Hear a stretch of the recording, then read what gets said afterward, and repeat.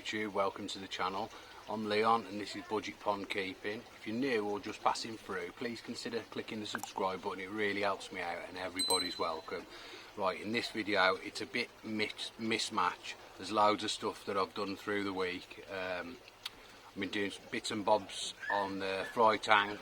I've been sorting some bits out in the filter house, so if it's a bit choppy in between different subjects, don't worry. So yeah, let's crack on with the video. Cheers. Right, how's it going, guys? Yeah, after I did that deep clean the other day, I've been thinking about this. That is holding too much muck in between cleans, so just I attach a big air pump to that, force a load of air through it, flush it down, fill it up and do it again, but it's not getting every bit of it, and it's holding quite a bit of muck. So what I'm going to do, until I get my new tank, the filter that Logan me, I'm going to use this as a pre-filter for that. So this will in essence just be biological, so I can up the air if there's not as much crud collecting in it. Yeah, so I've got to get some foams, new foams for this, and I'll tell you what it has got in it if I can open it.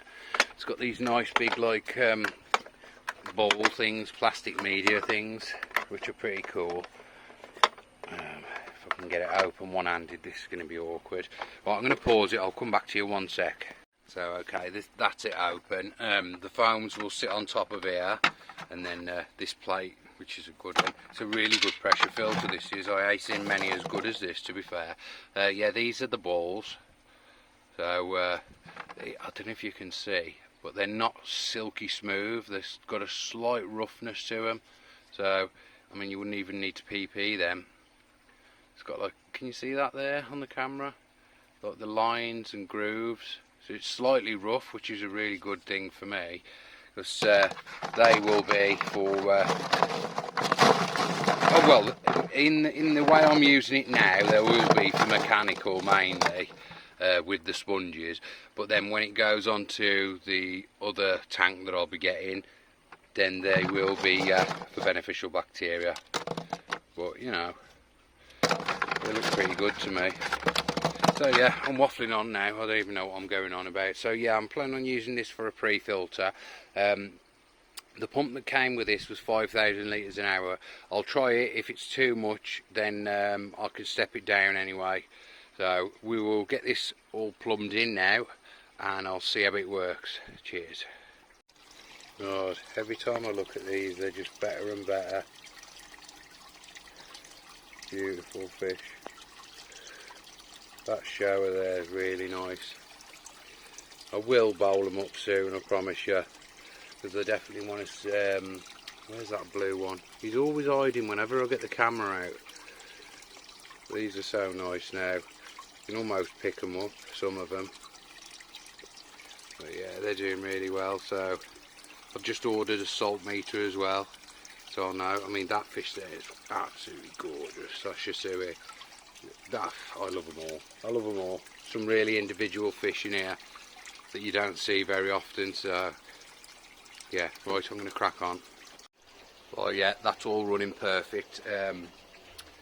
I'd done that yesterday, so I took it all off. The filter foams come today, the replacement foams. They're slightly bigger than the ones I need, but I can trim them down, it's no drama. So they sent me 2 of these, so I've got 6 in total, like, so I've got some spare, coarse, medium and fine pad. So yeah, happy days. That pre-filter should work well, and then I can just clean the pressure filter more often, and then do, well, I'll see how it goes, and then I can carry on with that, like, so yeah. Right, let's go and crack on. Right, how's it going, guys? Yeah, so I'm showing a little bit of nitrite on the tests on this in between filter cleans. So I'm going to salt it to 0.2 for now, because you know I'm not used to using salt too much. But I didn't want to do it until I got a salt meter. Now, everywhere I looked for these, they was like between 100 quid and 79 or whatever like that. I got that for 50 quid. Exact same pen, just from Denmark. So if you need a salt meter, it's the decent one. I'll put a link to that in the description. So yeah, with the tank, luckily on these tanks there's a measurement gauge on the side, so there's 900 litres in the tank, 100 litres in the filter, so that's 1,000. So that's 2 kilos of salt that I need for this. So I'm going to just get it weighed out now.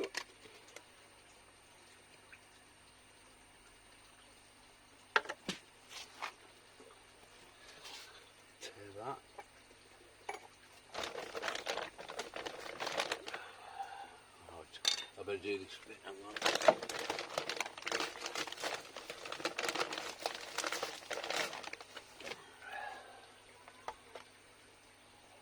800 grams.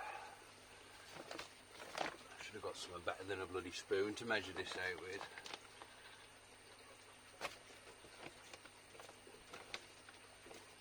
One sec and I'll be with you.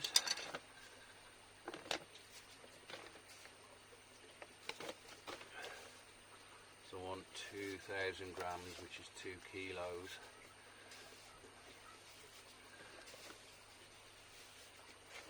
Right, where are we at now? 1,600 or thereabouts.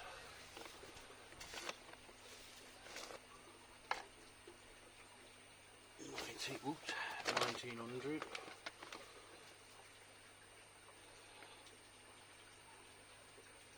Right, so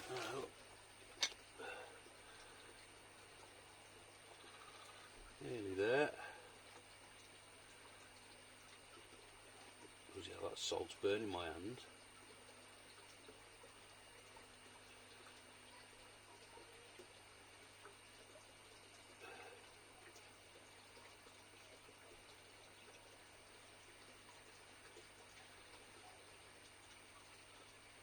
That'll do. Right. Okay, so I've got a bucket of grow on water here. This is quite fine. The other salt that I had was like big crystals, but this is like house salt sort of grade, really ground up well. So get that in there. Give that a good mix.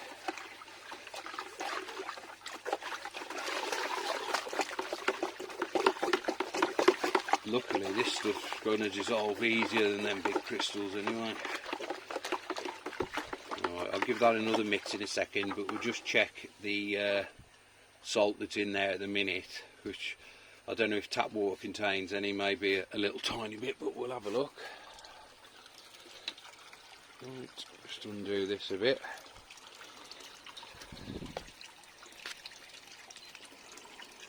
Right. 0.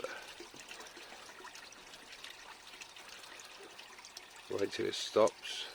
Oh, there's the beep. So yeah, 0.02. So I want to get that up to 0.20 if possible. So yeah, I'm going to start adding bits of this salt once I've dissolved it in the water, and we'll keep testing it. So I'll be back in a sec. Cheers. Yeah, I didn't show the salt. So yeah, it's PDV salt. It's the brand, Glacier. So yeah, it's the same as the one in the same colour bag with a big PDV on it. It's just this is really fine. So yeah, right, I'm going to give this a really good mix now and we'll start adding it. Yeah, that really dissolves easier than I remember, although this is grow on water and it's like 22 degrees at the minute, so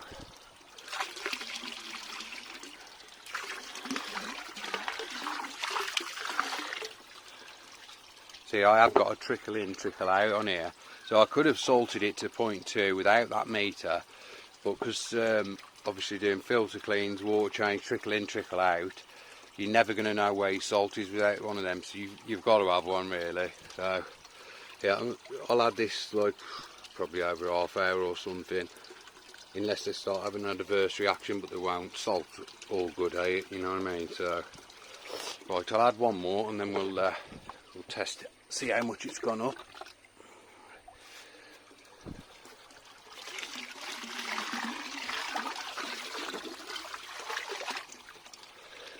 Let's give that 1 sec to mix about, and then we'll test it with the old salt meter, see if that's increased slightly. I'm guessing it's got to have increased a bit.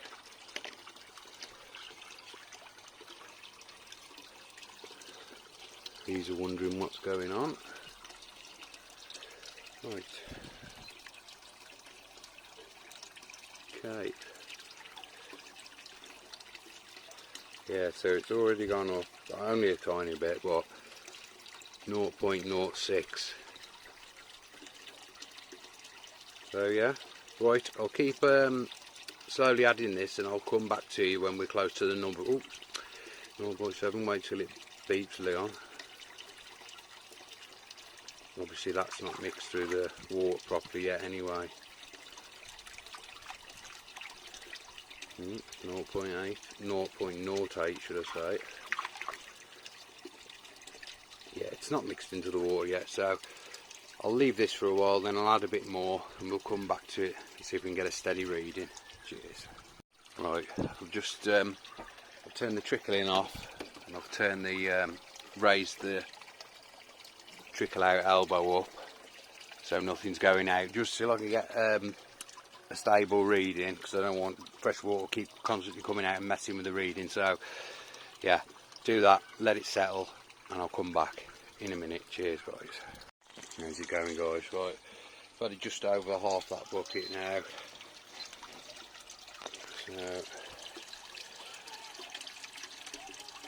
So yeah, so 0.01, sorry, 0.11.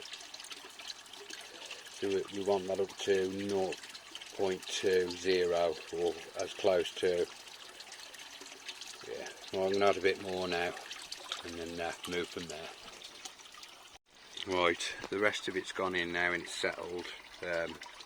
This will constantly be dropping down in percentage wise, because obviously the trickle in, trickle out and then cleans, but I can always keep topping it back up to the level I want. I'll probably go a bit higher than 0.2, but I'm just starting at 0.2, so let's see what we get.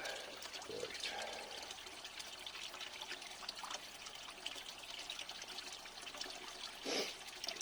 Ever so slightly over, but that's fine. 0.23, I'm happy with that. So yeah, that should lessen the toxicity of the nitrite if it shows up again. I mean, I've got none today, but I did do a filter clean yesterday, and with that filter clean it's 10% water change minimal if I'm not flushing it through. So yeah, that's it, brilliant. I'm happy now, I'm confident, I know what's in the water. So yeah, this thing's a must. 50 quid, a lot better than all the other prices, so yeah, I'll put a link in the description. Right then, I'm going to crack on. Cheers guys. Right, how's it going guys? Yeah, so I've got blanket weed again, unfortunately, but where are we? Cloverleaf. I know it makes a right old mess, but it always works for me, so you know, and that white stuff that goes on the liner soon goes. But if you can see here, I've been having a bit of trouble with waste from the copings food, but the blanket weed is just sort of holding it back, because I haven't got the pond how it should be properly. It doesn't travel down to the bottom drain very well anyway, but this blanket weed's really holding it back, like so. Yeah, time to milk up my pond for a bit and say bye bye to the fish for a few days. Just going to get this weighed out now. No I'm not. I'm going to vac all this out first, get it as clean as possible, and then I'll weigh this up and put it in. So I'll be back soon. Right, I've turned the air off. Now, you look at the problem I'm having, if I can focus it. So, fish waste all over there. Sorry about the dogs barking. All down there, and all down there. Now I'm vacuuming this out nearly every day at the minute, so I'm wondering if my retro bottom drain's getting blocked.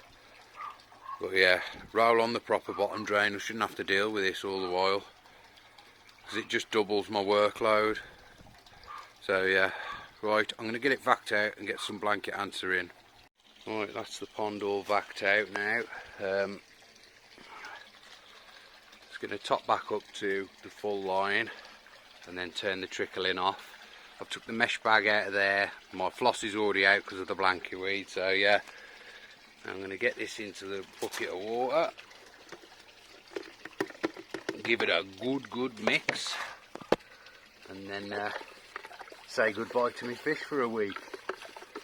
Guys, I'm going to do this off camera because it's going to be really awkward, and I'll come back to you once it's actually in the pond and it looks like Cleopatra's bath. So back in a sec. Right, that's all in now. It's already starting to mix all through the pond. I don't know if you can, let's try and find a bit if I can get past this bloody insulation. Right, the good thing with this is you can literally start seeing it breaking down the blanket weed as soon as it touches it. Look, it's like it sort of digests it or something. But yeah, yeah, the pond's got to top back up now.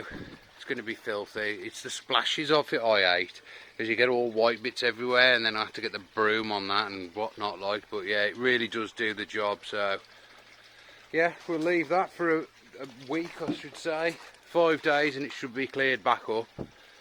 But yeah, I'll have no more blanket weed, and then after I've done that, I need to get that retro drain out and give it a good clean through, because no doubt it's full of sucked all blanket weed through it. So yeah, right, I shall go and crack on. Cheers. Right, okay, it's really tight round here, so it's awkward to see. I've got to move all this stuff. So this is the frame that the feather edge is going to sit on for the door.